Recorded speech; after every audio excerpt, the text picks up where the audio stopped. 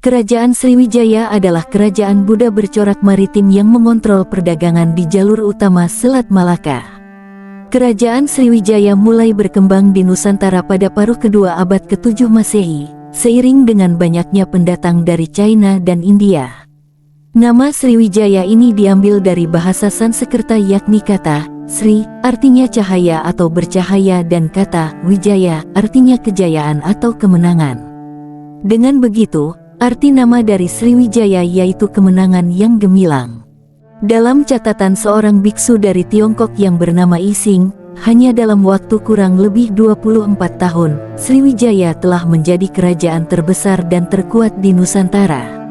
Ketika Ising datang pertama kali di tahun 671 Masehi, ia menetap selama 6 bulan di Sriwijaya dan melihat bahwa kerajaan tersebut hanya berkuasa di sekitar Palembang. Lalu, Ising kembali lagi ke Palembang pada tahun 689 Masehi. Ia melihat bahwa kerajaan Sriwijaya semakin pesat, salah satunya dengan mengambil wilayah Kedah. Kemudian di tahun 775 Masehi, kerajaan Sriwijaya semakin kuat dengan mampu mendirikan bangunan-bangunan peribadatan di Semenanjung Malaka. Pada abad ke-7 Masehi, kerajaan Sriwijaya yang dipimpin oleh seorang raja bernama Dapunta Hyang Srijanayasa atau biasa disebut dengan nama Srijayanasa, merupakan seorang raja pertama di kerajaan Sriwijaya.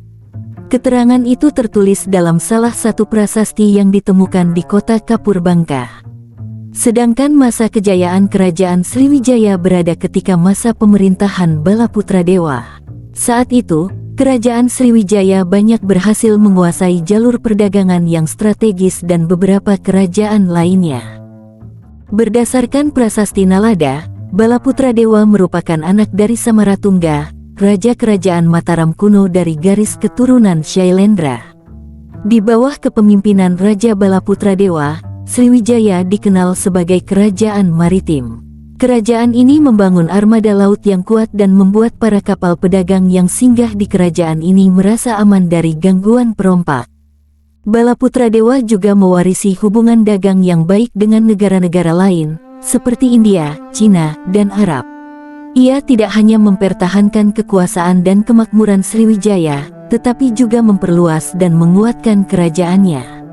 Ia melakukan beberapa ekspedisi militer untuk menaklukkan daerah-daerah yang memberontak atau bersaing dengan Sriwijaya.